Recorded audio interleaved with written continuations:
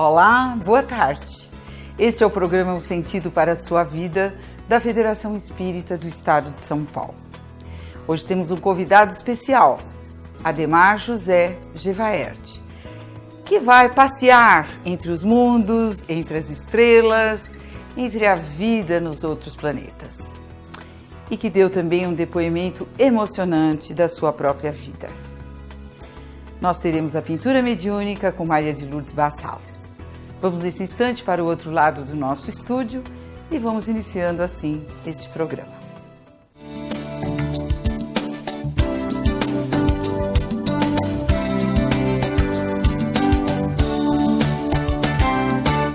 E para a pintura mediúnica de hoje nós trouxemos Maria de Lourdes Bassalo, que é médium de pintura mediúnica da Fiesp há muitos anos. Como você começou aqui? Boa tarde. Boa tarde, Silvia. Tudo bem? Tudo bem, graças a Deus. Então, conte para os nossos telespectadores como você começou aqui na casa, como médium de pintura. Eu iniciei primeiramente fazendo o treinamento com a Verena. Certo. Fiquei, acho que 1 ano e pouquinho lá. E depois passei para a pintura mesmo, pintura mediúnica. Foi aprovada como médium. Foi aprovada.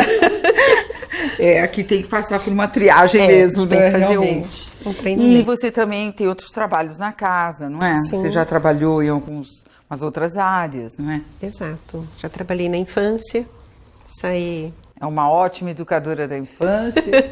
Saí recentemente. E trabalho na assistência 3, aos sábados. Assistência espiritual, Na né? assistência espiritual. E na assistência P3M também. Muito bem. Maria de Lourdes, nós vamos agora para a entrevista com Gevaerd, que veio do Paraná. E nós vamos deixá-la tranquila, se preparando para esse grande trabalho, tá bom? Muito obrigada. Até já, queridos amigos.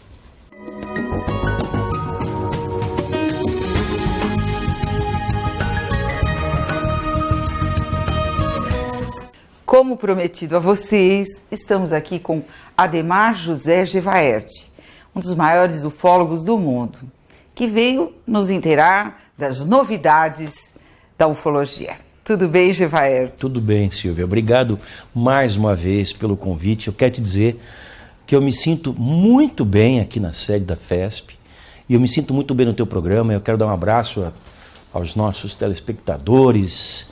É tão bom falar para os espíritas que têm uma mente mais aberta com relação à possibilidade de vida em outros mundos, mais uma possibilidade, uma realidade. De forma que estar aqui falando do teu programa, para mim é motivo de muita honra, eu fico muito feliz. O programa é dos espíritas, é da Federação Espírita de São Paulo, eu apenas apresento, mas para nós é uma honra ter você aqui, porque você Obrigado. É um grande pesquisador, um pesquisador sério, não é? Como os espíritas precisam ser realmente em relação a fenômenos de qualquer natureza, não é? Esse assunto é um assunto muito complexo, é um assunto do qual nós vemos muita desinformação, sim, em especial na internet, de maneira que nós precisamos abordá-lo sempre que tivermos oportunidade. Nós, ufólogos, não somente eu, mas eu sempre falo para os meus colegas, que quando temos a oportunidade de estar com o público, inclusive, e principalmente com um público de alto nível como esse, nós temos que ser sempre, para qualquer público, aliás, temos que ser sempre muito diretos, muito consistentes, apresentando informações que sejam, além de tudo, úteis para as pessoas, para elas entenderem que nós não estamos sós no universo, há uma grande comunidade de seres por toda parte, bilhões e bilhões e bilhões de planetas habitados por seres mais evoluídos que nós, e a coisa mais bacana que há nisso tudo é que eles são tão parecidos com a gente, Silvia. É como se nós e eles tivéssemos a mesma origem, fôssemos do mesmo Criador. É muito bonito. Mas nós, espíritas, acreditamos que somos todos criados por Deus. Sim. São os irmãos dos extraterrestres, então, né? Chico Xavier falava a família cósmica. Chico Xavier falava assim, com relação aos seres extraterrestres. Há milhões de planetas habitados, né? Bilhões, trilhões, Então, quatrilhões. e agora, ultimamente, nós temos ouvido falar sobre Plutão. Há, sim, no ar algumas alusões a Plutão estar habitado. O que você tem alguma coisa para nos dizer sobre isso? Olha, eu acho que ainda é cedo para uma definição desse tipo. Talvez habitado, como Júpiter, como Marte, como outros planetas, noutra dimensão, como já desde tanto tempo defendia Allan Kardec, que outras formas de vida, de outras formas de manifestação existirem nesses planetas. Plutão ainda é cedo. Agora, o que é notável de se observar é o seguinte: nós chegamos a Plutão. Sabe o que significa isso? Nossa. Com tecnologia de 2005, de 10 anos atrás, nós fomos até o último corpo do sistema solar. Isso demonstra a nossa capacidade de explorar o espaço. E ainda tem alguém que fala disco voador não existe? Pois é. Como? Com tecnologia de 2004, no ano passado, nós pousamos sobre um cometa. É mesmo. As pessoas talvez não tenham ideia da complexidade dos cálculos envolvidos nesse voo espacial. É uma coisa medonha, gigantesca, bíblica, a quantidade de cálculos para que isso ocorra.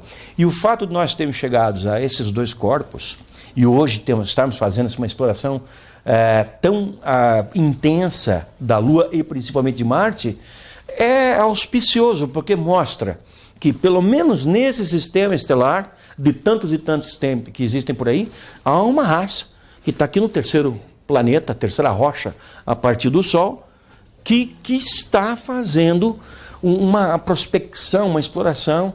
E olha, imagina no futuro como vai ser essa exploração do sistema solar. Como não vai ser daqui 30, 40, 50 anos, imagina você. Então, nós estamos seguindo a nossa tendência, creio, o nosso instinto de nos espalharmos. Há um obstáculo ali, ótimo, porque eu quero passar por ele, eu quero vencê-lo. Aí tem outro lá na frente, melhor ainda, porque quanto mais obstáculo, mais eu sou motivado a ir além. E é isso que a espécie humana está fazendo. Isso que nós estamos fazendo hoje, Silvia, esses outros seres que nos visitam nas naves que vêm aí, os discos voadores, já estão fazendo há muito tempo. A diferença entre nós e eles é só de tempo, é só tecnológica. Porque hoje nós temos capacidade para ir a Marte, mas mandar um robozinho para Marte. Nós não temos condição de botar uma tripulação em Marte. É um ser vivo, não né? temos ainda. E muito menos de trazer de volta.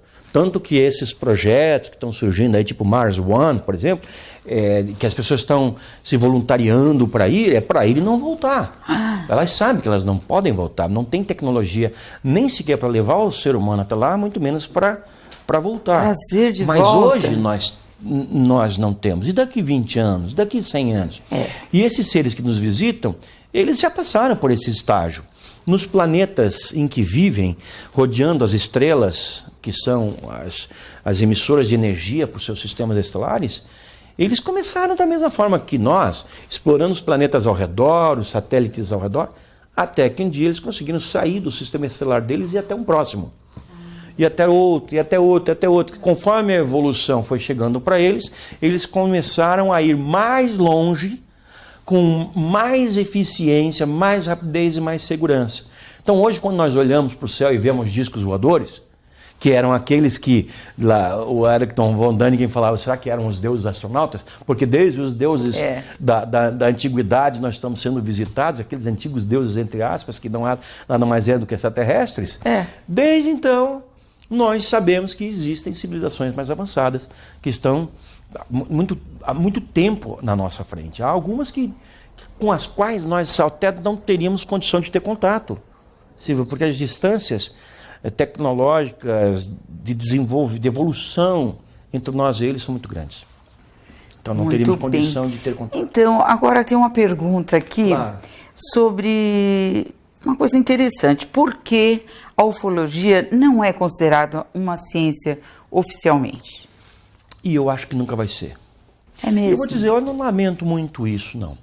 Porque quem pratica ufologia sabe que a ufologia, ela não é uma ciência. Ela é uma disciplina que utiliza inúmeras ciências no seu trabalho. Por exemplo, um objeto voador é visto no céu. Nós precisamos de conhecimento de meteorologia, de física, de plasma, de assuntos, de ótica, etc. Um objeto é fotografado, então nós temos que ter conceitos para analisá-lo cientificamente. A nave pousa, ok, nós temos que usar a geologia para determinar se houve alguma alteração naquele material sobre a qual a nave pousou. E da biologia para ver se as plantas não foram alteradas, ou os micro-organismos. Enfim, houve um contato com extraterrestres. Vamos precisar de um psicólogo para filtrar as impurezas, entre aspas, do relato prestado pela pessoa que fez o contato. Que é muito comum que a pessoa que estabeleça um contato com extraterrestres, ela misture a informação que ela viveu com aquilo que ela já interpretou. E com o que o vizinho falou, o irmão falou, o pai, o marido, etc. E tal. É muito comum isso. Então precisa de um sociólogo, um trabalho psicólogo. grande de pesquisa. Exato. E o ufólogo, evidentemente, ele não detém todos esses conhecimentos. Então, o ufólogo bom é aquele que sabe onde buscar o conhecimento dentro das áreas científicas para assessorá-lo a desvendar ou a melhor interpretar aquela ocorrência ufológica, aquele caso. É assim que funciona a coisa. Então, a ufologia em si não vai ser ciência jamais. Ela é um conjunto de ciências utilizadas para a interpretação desse fenômeno, para compreender o que está por trás destas inteligências extraterrestres, que conceberam as naves, montaram as naves, construíram as naves e pilotam as naves que viajam pelo espaço. Conseguem chegar, né, até aqui, chegar até a Terra. Sair, entrar, né, entrar em contato, inclusive. É verdade. E não estão chegando na Terra só. Elas devem estar se visitando pelo universo. Imagine assim, suponha que o Brasil, nós tivéssemos uma parede ao redor de todo o Brasil. Aí, de repente, a parede desaba, a gente descobre que existe Paraguai, Bolívia, o quê? Argentina, Estados Unidos, Canadá, Suécia, Finlândia, Inglaterra. Nossa, e são todos parecidos com a gente. É mais ou menos isso, entende? Hoje o mundo se visita, os países se visitam, como os planetas se visitam. E há, inclusive, países na Terra que compõem grupos, blocos, como a Comunidade Europeia, né? Como o Cone Sul, Mercosul. A mesma coisa deve existir num plano interplanetário. A ONU, qual é o propósito da ONU? É agrupar 220 e poucos países para zelar pelo interesse de todos, para diminuir as diferenças entre os países, para que haja maior harmonia. Quer dizer, muitas vezes isso é uma concepção utópica e não funciona, né?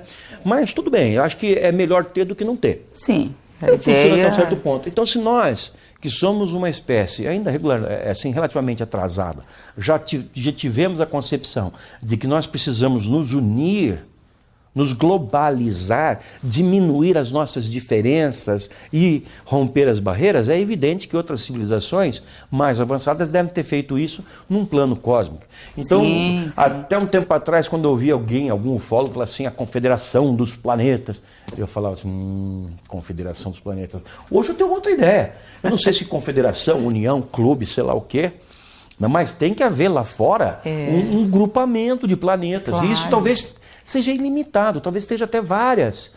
E vai haver aqueles planetas que são alinhados com essa, vamos dizer, federação, qualquer coisa, e os desalinhados, aqueles que não querem. Por exemplo, como aqui na Terra a gente tem alguns países aí que só estão na ONU para quebrar o pau. Eles não, não querem se alinhar de jeito nenhum. Não querem se alinhar de jeito nenhum. Eles só estão na ONU para quebrar o pau. A gente tem lá um Irã, um troço desse aí, um Iêmen, uma coisa assim, que, né, uma Namíbia, que estão ali para ter...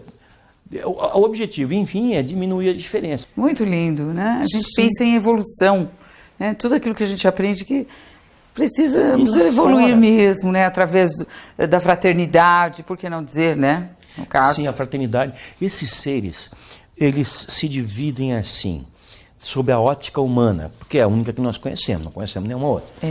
Há aqueles que são assim, moderadamente hostis, ou seja, assim, eles sabem o risco que nós representamos, então eles não estão interessados no contato. Eles até revidam uma tentativa de contato, paralisam a pessoa, sei lá, paralisam o carro, sem causar nenhum dano permanente de espécie alguma.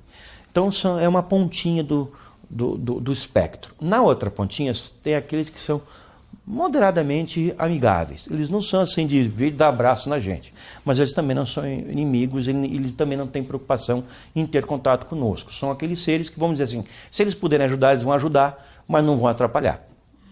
E entre esses dois opostos, nós temos um grupo majoritário de seres que não têm especificamente um interesse benéfico, benevolente ou hostil com relação a nós.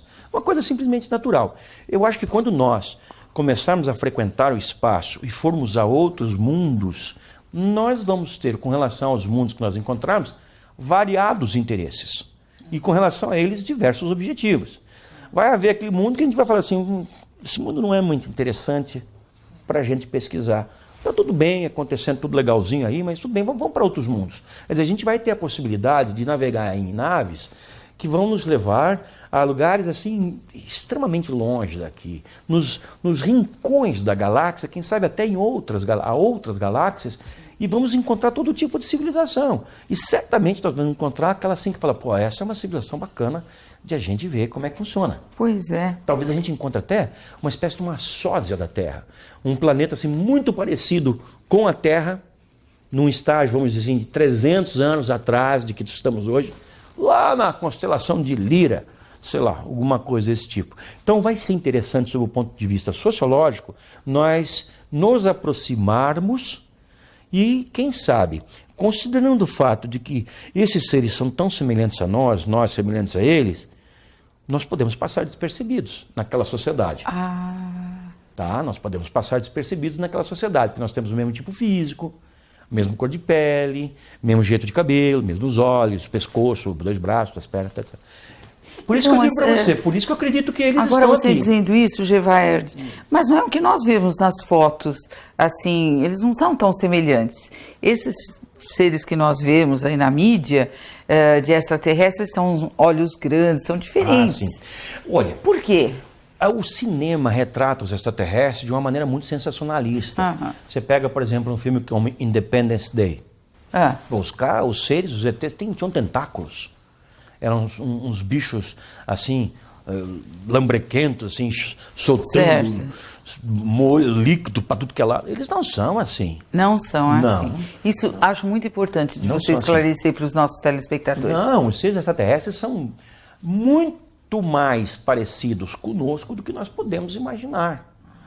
Alguns deles são tão semelhantes a nós que se entrassem dentro de um shopping, se passassem por uma rua, se entrassem no shopping e fossem a um restaurante, ninguém ia notar nenhuma diferença. Exceto talvez pelo fato assim de demonstrarem ter uma saúde muito perfeita. Nem um cabelinho branco, nem uma ruguinha, nem uma graminha fora do lugar. Só isso chamaria atenção. A excepcional beleza e condição física desses seres. Fora isso. Então, por isso que eu acredito que eles podem estar entre nós, sim. Porque nós somos uma espécie interessante. Nós temos, por exemplo, ao mesmo tempo, tantas riquezas e tantas mazelas. Nós temos tantas qualidades e tantos defeitos. Eu tenho, desde que eu entrei para essa área, ou seja, a vida inteira, pensado que um contato com esses seres é inevitável. É inevitável. Certo. E, consequentemente, sendo eles uma espécie mais... nós temos que pensar sempre no plural. Estamos sendo visitados por inúmeras espécies, com as mais diversas intenções e os objetivos com relação a nós.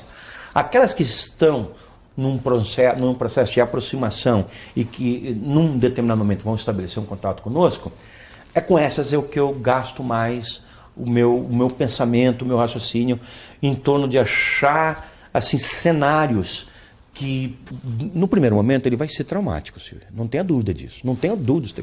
Porque, claro, isso é histórico. Sempre que uma sociedade mais avançada se aproxima de uma mais atrasada, há uma inversão de valores aqui nessa mais atrasada. Os portugueses, quando chegaram no Brasil. Exato. Mas logo, isso se inverte e o que era o impacto inicial passa a ser uma coisa permanente, passa a ser uma coisa duradoura e cada vez melhor. E nós vamos então ter o nosso horizonte aberto imensamente para novas realidades, para novas coisas, para maravilhas verdadeiras, como Chico Xavier falava. E eu acho que quem estiver mais preparado para esse contato sofrerá menos o impacto e mais rapidamente embarcará na bonança. Então, isso significa, eu tenho que ser um ser humano bom. por todas as outras razões também. Claro. Né? Nós temos que ser seres humanos bons. Eu tenho que fazer a minha parte. É nisso que nós e os espíritas, eu acho que nos aproximamos muito, porque não existe salvação sem caridade. Exato. Nós temos que ser caridosos e generosos, se não com coisas materiais, pelo menos com palavras, com coisas que podem ajudar aqueles que são menos assistidos intelectualmente a entenderem esse processo. Então eu tenho que fazer comigo mesmo a transformação que eu espero para o mundo, para estar mais preparado para esse contato. E eu tenho que ajudar aqueles que estão próximos a mim a também se prepararem para esse contato, para que nós possamos ter menos impacto, aproveitá-lo mais e ajudar a humanidade a seguir o seu caminho, agora como parte da família cósmica de Chico Xavier. Muito Eu gosto bom. de citar ele. Eu acho Então, se nós nos prepararmos, como você está dizendo, devidamente, com conhecimento e com amor, com fraternidade, será que nós vamos diminuir esse problema de síndrome do contatado? O que você poderia me dizer sobre essa síndrome do contatado? Não, síndrome do contatado é uma coisa que afeta pessoas que tiveram contato com extraterrestres. Eles não captam a mensagem. Eles se acham escolhidos, superiores aos outros. Ah, é? E essa é a síndrome do contatado. Normalmente eles passam a criar elementos para a sua história, para engrandecê-la diante dos demais. Ou seja, essa pergunta vem bem a calhar, porque o conceito clássico da síndrome do contatado é uma. Hoje nós estamos trabalhando com um conceito diferente da síndrome do contatado ou do abduzido. A de que a pessoa que teve o condão de ser o escolhido por essas civilizações para ter o contato, ela tem que entender que isso é um privilégio muito grande. E ela tem que estender isso aos seus semelhantes. E não ser só superior aos seus semelhantes. Ela tem que ajudar aos outros a entenderem esse processo. E os governos? Você poderia falar sobre esses documentos que os governos escondem e vão soltando aos pouquinhos? Uhum. Como é que está essa situação? Olha, isso é uma coisa muito interessante. As pessoas muitas vezes não notam o que está acontecendo, mas o fólogo que tem o foco para a coisa, ele está atento. Eu estou atento, pelo menos. Às vezes até alguns colegas meus não estão atentos, eu fico pensando, cara, acorda, olha só. Está virando quase que uma rotina, Silvia, que os governos liberem documentos e já não chamam mais a atenção. E governos que não tinham tradição de fazer isso. A Alemanha revelou documentos secretos esses dias. É mesmo? A Alemanha? Olha, não estou sabendo, Aquilo não. foi uma coisa... Por exemplo, Inglaterra, nós sabemos que tem liberado, o Chile tem liberado, o México tem liberado, Itália, França, que supostamente teria sido o primeiro país a investigar os discos oficialmente, e em 1976, inclusive, o presidente Alain Giscard d'Estaing foi o primeiro chefe de Estado a admitir que estávamos sendo visitados por outras formas de vida inteligentes. Mas por que esconder? Porque no início nós não tínhamos, até hoje nós não temos todas as respostas, essa é a verdade. Temos que confessar isso aí. Nós não temos ainda todas. Seria precaução? Para então, que a população não tivesse medo? Seria isso? Mais ou menos isso. Mas mais, eu te diria o seguinte, o pensamento de um governo sério, tá? Então a gente está passando longe de Brasília, né?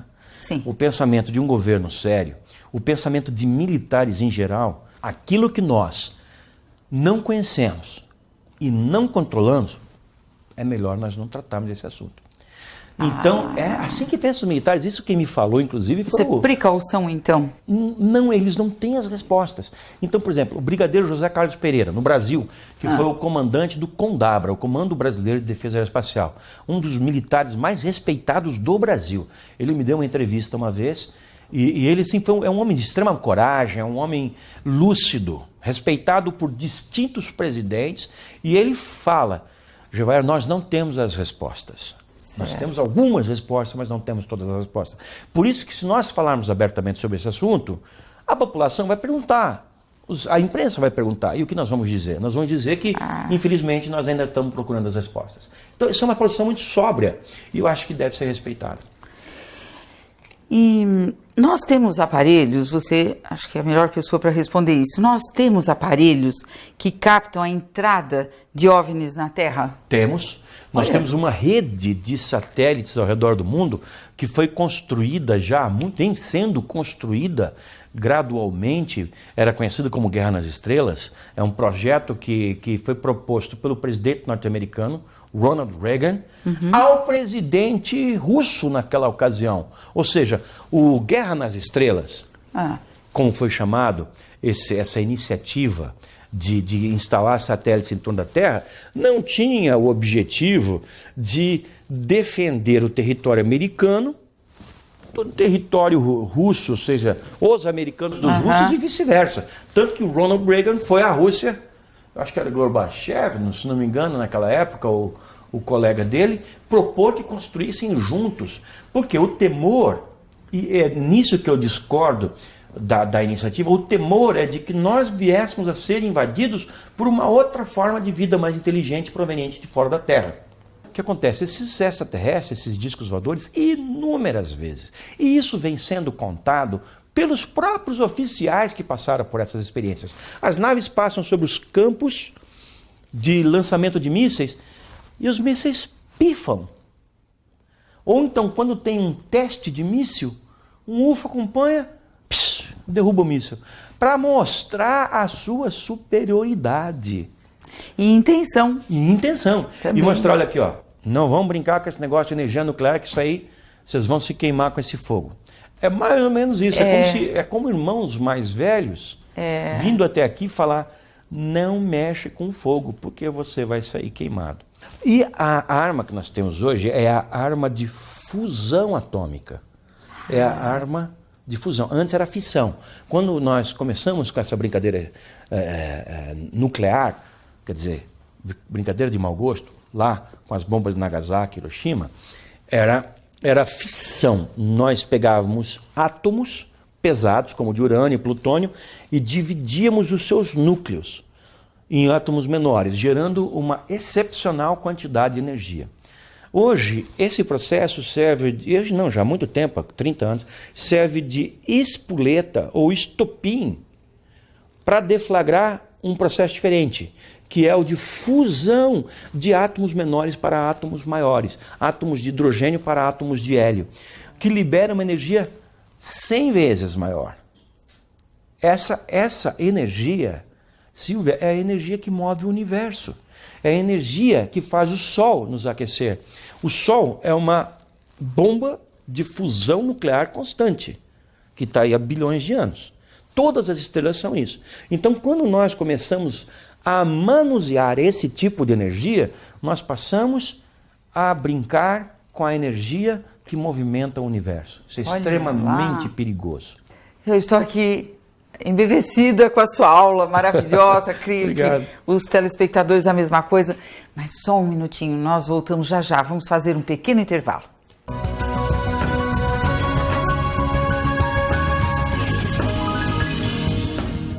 O Livro dos Espíritos foi o primeiro livro codificado por Allan Kardec. Contém toda a doutrina espírita e, de forma clara, explica a origem do sofrimento, desvenda o mistério da vida e da desencarnação, assegura o progresso de todos os espíritos dentro do tempo e do espaço, sob a égide das leis divinas. Esses ensinamentos te ajudarão a encontrar o caminho do verdadeiro entendimento da vida. É um livro que muito acrescentará aos seus conhecimentos sobre o espiritismo.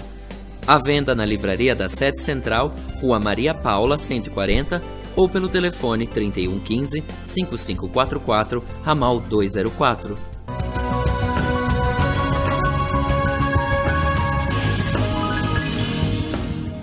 Voltamos com o programa Um Sentido para a Sua Vida, hoje com Ademar Gevaert, falando sobre discos voadores, UFOs em geral, não é? Isso. E a comunicação entre os seres extraterrestres e nós, os seres humanos.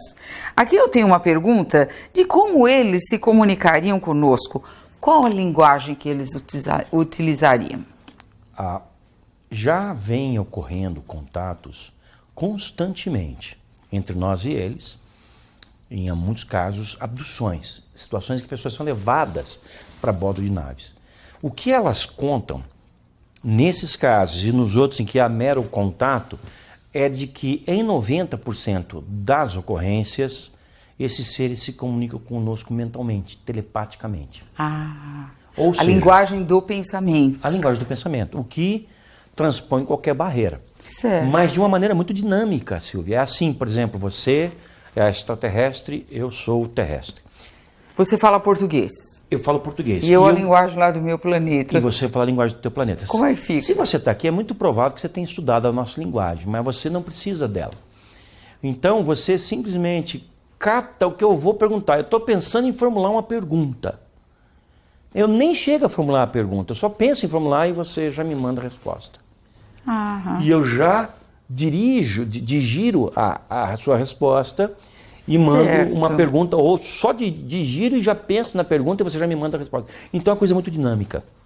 Essa é a forma de comunicação que atualmente acontece nos casos de encontro entre seres extraterrestres e seres humanos. Agora, no caso de um contato em larga escala com toda a sociedade, eu imagino que esses seres eles se apresentariam falando alguns dos idiomas terrestres.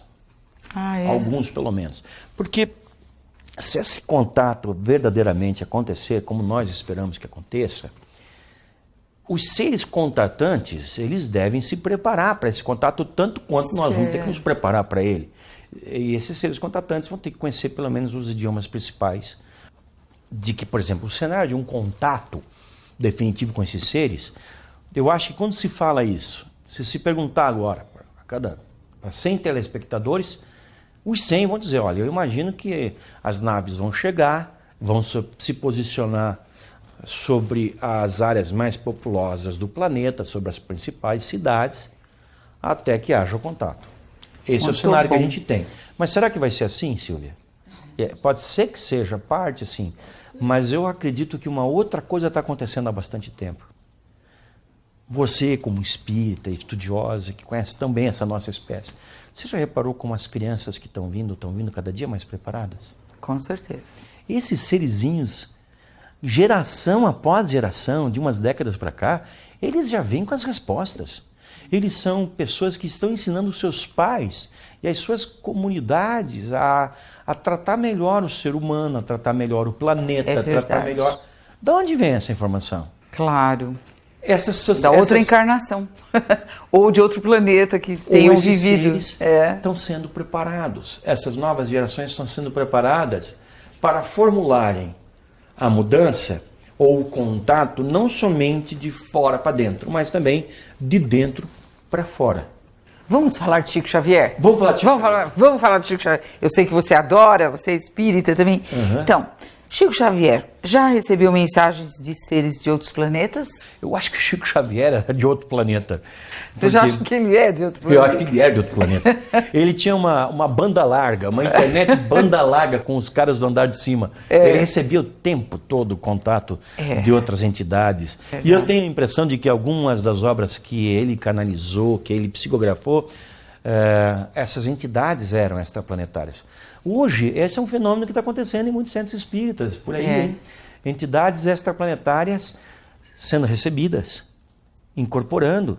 Muitas vezes os mais antigos da casa se reúnem e falam, não é um habitual daqui dessa mesa. Certo. Da onde vem esses seres? Porque no mundo espiritual, a impressão que nós temos, pelo menos que eu tenho, assim, eu não sou um estudioso do espiritismo, como eu gostaria de ser, porque eu admiro imensamente, eu sou um espírita preguiçoso, porque eu tenho pouco tempo, mas isso é desculpa, Imagine, né? você dizer isso com tantas pesquisas. Eu queria ser mais conhecedor do espiritismo. Mas o pouco que eu sei me leva a crer que esses grandes mestres, que são os que canalizam tanto conhecimento pelo meio espírita, têm uma ascendência em outros mundos. Ou já passaram por esses? Porque as encarnações, elas derivam de outros planetas, passam por esses e vão para outros. Claro. E no mundo espiritual não há barreiras. Nós temos o livro Exilados de Capela. Né? Capela, a estrela de Capela, de Gararmon. Capela seria uma estrela na constelação do Cocheiro, de onde teria havido uma grande migração de almas para encarnar na Terra e também de outros pontos do universo. E assim, eu acho que dentro do plano espiritual, esses grandes mestres que serviram tanto a humanidade em suas inúmeras reencarnações, eles devem ter a facilidade de se deslocar para outros mundos, aprender com outros encarnados e desencarnados cósmicos e trazer essa sabedoria para nós. Porque já são mais evoluídos. Caridade, generosidade, evolução, conceitos que são... O desprendimento dos bens terrenos, não é? Algo importante. Eles tentam ensinar para a gente como tratar melhor o ser humano, como fazer deste um planeta melhor. Você disse que eles possivelmente são mais evoluídos. Certamente. Mas eles vêm nos ajudar, então. Se eles são mais evoluídos, eles têm a ideia da fraternidade, do amor, não é? Sem dúvida. Mas há a possibilidade de virem alguns discos voadores ou UFOs, de forma geral, que queiram destruir a Terra? Não acredito nisso. Não acredito. Nunca aceitei essa ideia, nunca acreditei nisso. Porque nós nunca vimos isso acontecer. Nós estamos sendo visitados por inúmeras civilizações há centenas de anos, há milhares de anos. Nunca. Mas essa é uma pergunta recorrente, eu tinha que fazer. Claro. Muitas perguntas. Claro. Muita gente me pergunta, mas qual é a intenção deles? Destruir isso aqui? Colonizar? Escravizar? Se eles quisessem, já teriam feito isso aí. E, no entanto, não fazem. Não é por aí, não, Silvia. Não, esses seres, claro que existem aqueles que, como eu falei no início, não são tão bonzinhos assim, mas, no geral, há um respeito interespécies aí estabelecido. Eles nos respeitam o nosso livre-arbítrio, compreendem que nós somos uma sociedade com deficiências, mas buscando se resolver. E eu acho que muitos planetas talvez passem por esse mesmo estado de degradação que nós temos hoje no nosso. A gente precisa evoluir, e para evoluir você tem que tomar umas pauladas. É sempre assim, a gente fica melhor quando se levanta depois de um tombo. Você tem que se melhorar. Então, a Terra passa por grandes infortúnios. E isso vai ser, eu acredito, resolvido a partir do momento em que a gente tenha consciência crescente dos preceitos espíritas. Certo. Que o que se prega é exatamente, quer dizer, talvez a palavra pregar não seja melhor, mas o que se quer nesse meio é que as pessoas vivam em harmonia. O grande objetivo, né? A qualidade de vida. A qualidade de vida. E o amor ao próximo, como Jesus ensinou, não é? Então, quer dizer que você, por tudo que você está dizendo, você acha que os homens da Terra poderão habitar um dia a Lua? E até além da Lua. Além da Lua. Se nós tivéssemos mantido o projeto de exploração espacial que iniciamos com a chegada do homem na Lua, com a Apolo 11, nós hoje já teríamos colônias na Lua. E talvez já teríamos colônias em Marte, porque é muito mais fácil você ir da Lua para Marte do que daqui para Marte. Então, demanda muito menos energia. Agora, é uma questão de tempo. Tudo uma questão de tempo. Não sei se você está a par de uma preconição que teve Chico Xavier a respeito disso.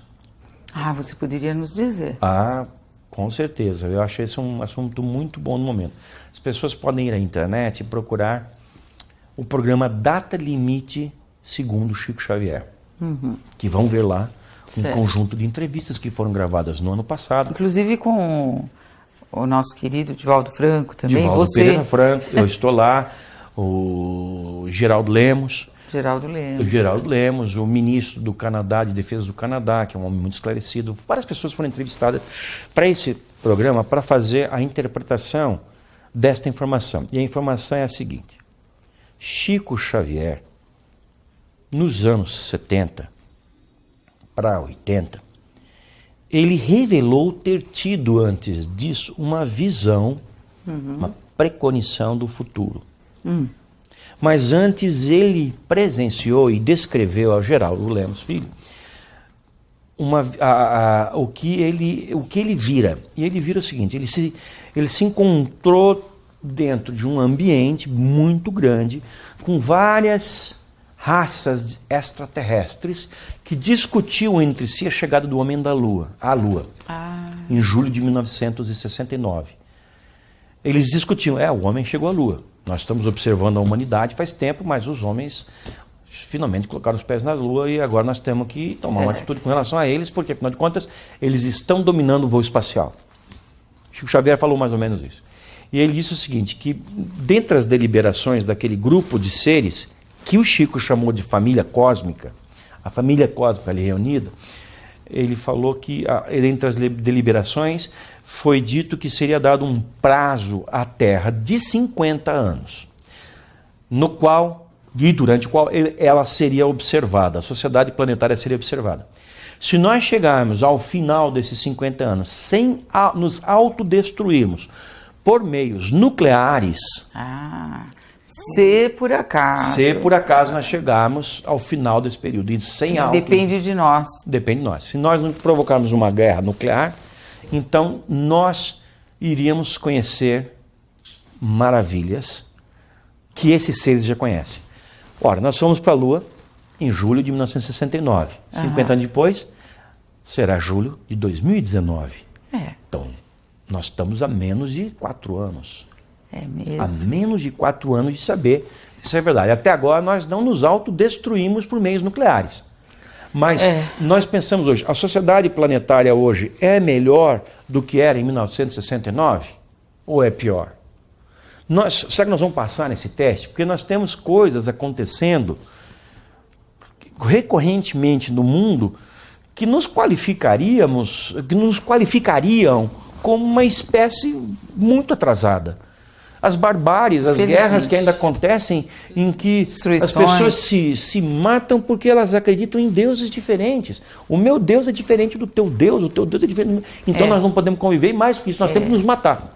Então é o que eles fazem. Eu mato a tua família, você mata a minha família. Essa loucura que acontece, essa insanidade que ainda acontece por parte de muitos seres humanos, muito mais do que a gente gostaria que fosse, em vários lugares do mundo. Hoje nós podemos dizer aí que 1,5 bilhão de pessoas estão em estado de guerra ou em estado de qualquer tipo de conflagração bélica, e uma grande parte disso aí de características primitivas.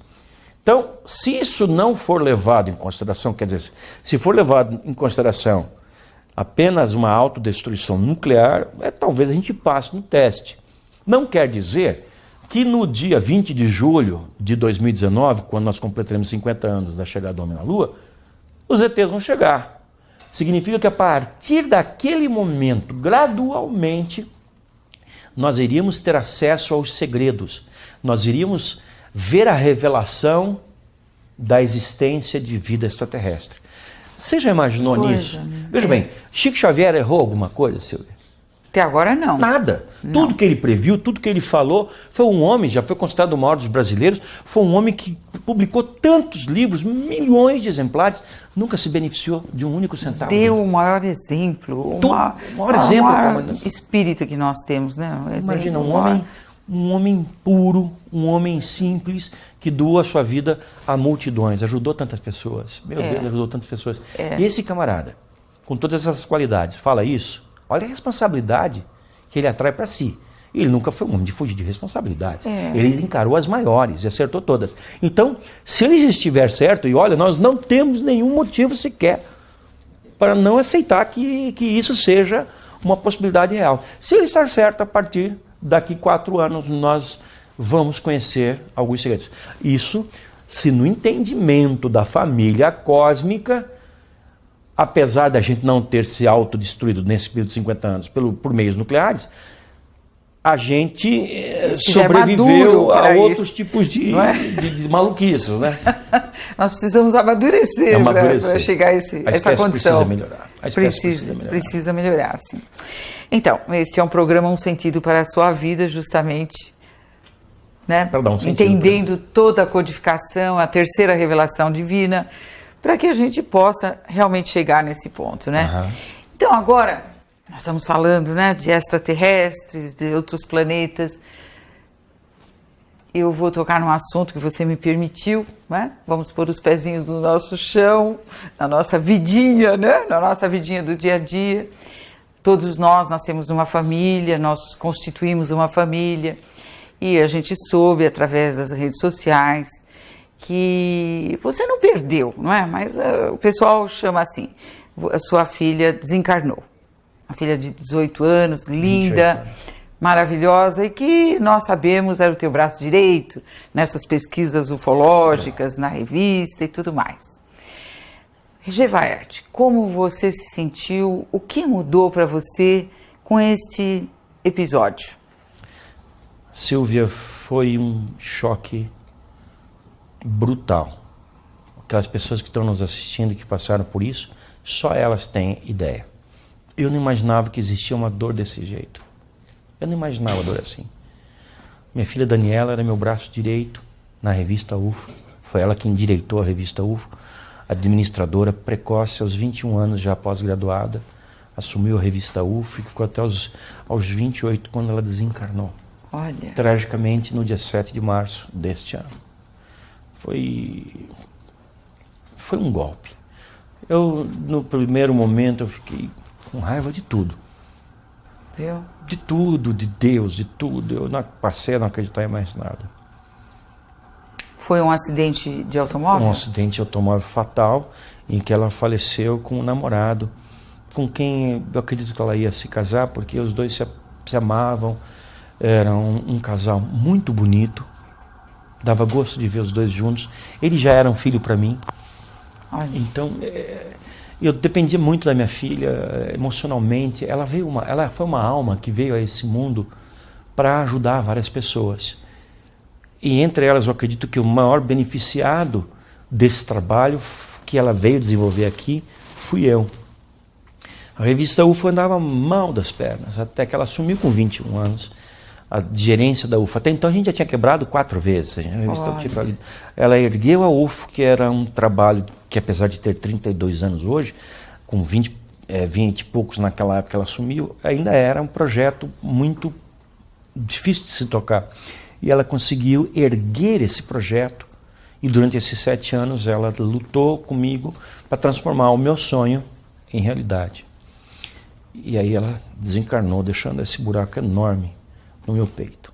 No primeiro momento, desespero, ódio, intranquilidade.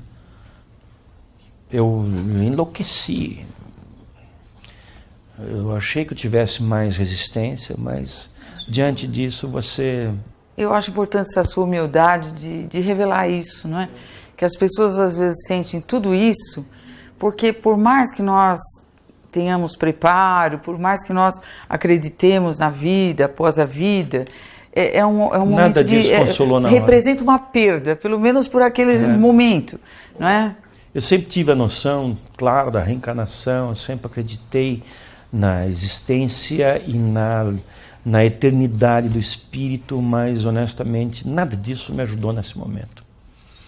Tá? Eu não sou espírita assim praticante, mas acredito nos preceitos, eu ajo na minha vida de acordo com os preceitos espíritas. Se eu tivesse mais tempo, eu seria um praticante, sem a menor dúvida. Só que, mesmo assim, não consolou. Mas com o tempo, eu percebi o seguinte. Quanto tempo faz? Vai fazer 6 meses agora. 6 meses. É 7 de setembro. Mas você já teve uma comunicação?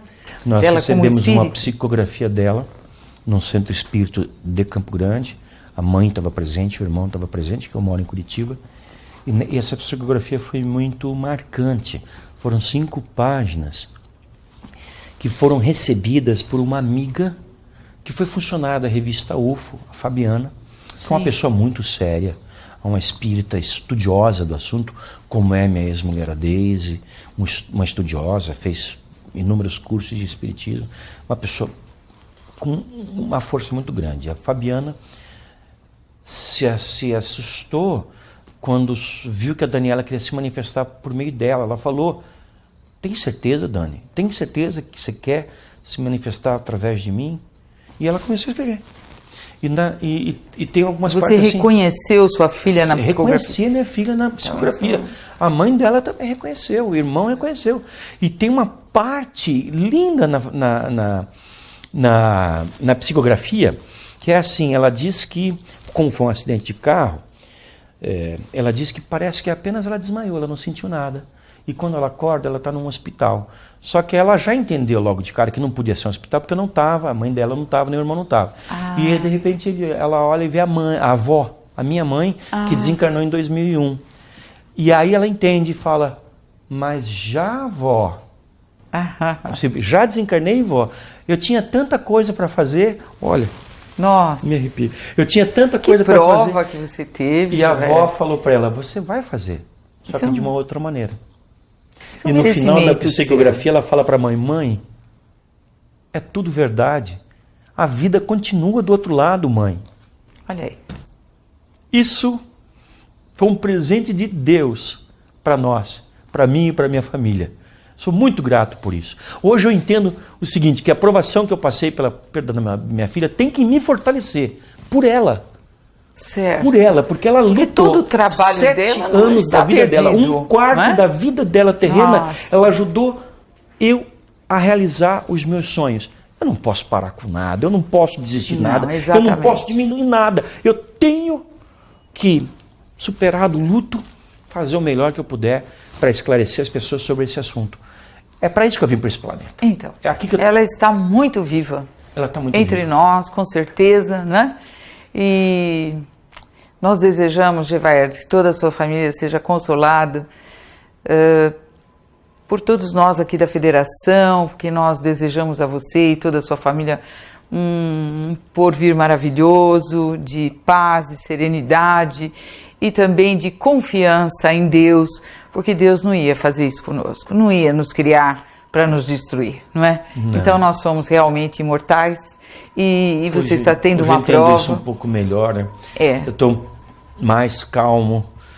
A minha ex-mulher, que é uma grande amiga, uma grande mulher, a Deise, está mais calma. O meu filho, Daniel, que nasceu 3 anos antes da Daniela, também está bem. E o meu pequenininho, o Pedro, que é do meu segundo relacionamento, que sentiu tanta falta dela, porque ela era a minha querida que buscava ele no colégio, a minha querida que levava ele no shopping, no cinema, essa coisa toda. Ele ama ela tão grande, de um sentimento tão forte, e ele também sentiu muito, e hoje ele já está um pouco melhor.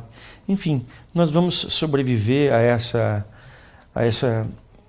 essa fatalidade, e nós vamos nos reerguer como estamos nos reerguendo, e ufologicamente falando, eu vou continuar muito firme com a revista UFO, porque agora ela está sólida, agora ela está bem completa, agora ela está bem estruturada.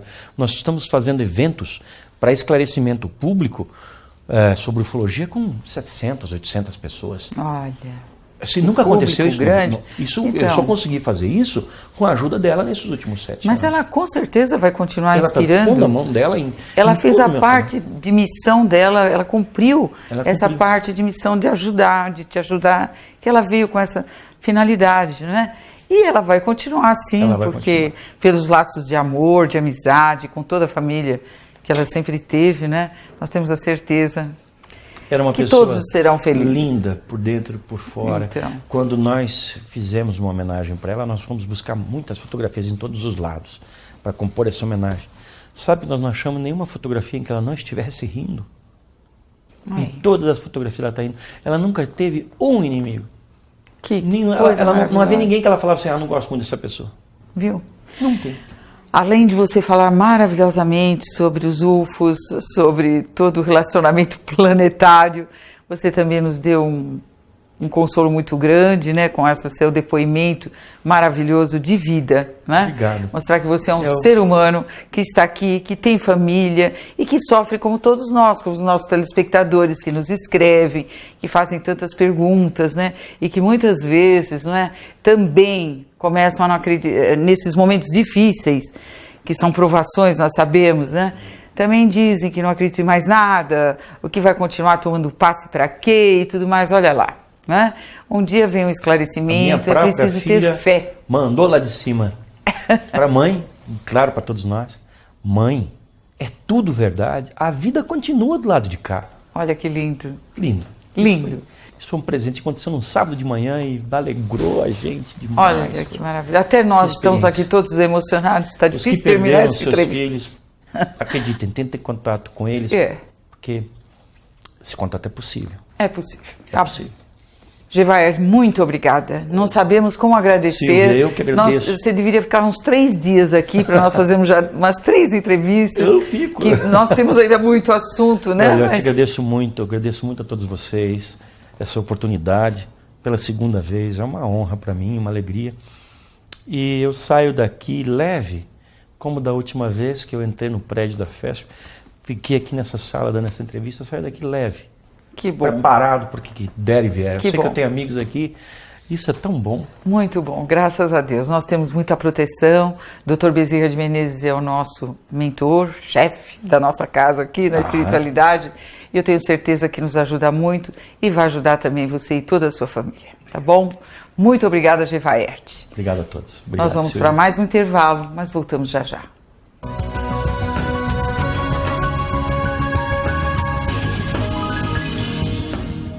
O programa de TV da FESP Um Sentido para a Sua Vida agora tem o WhatsApp. Tire as suas dúvidas e faça comentários sobre a doutrina espírita através do telefone 11 9 9271 4646.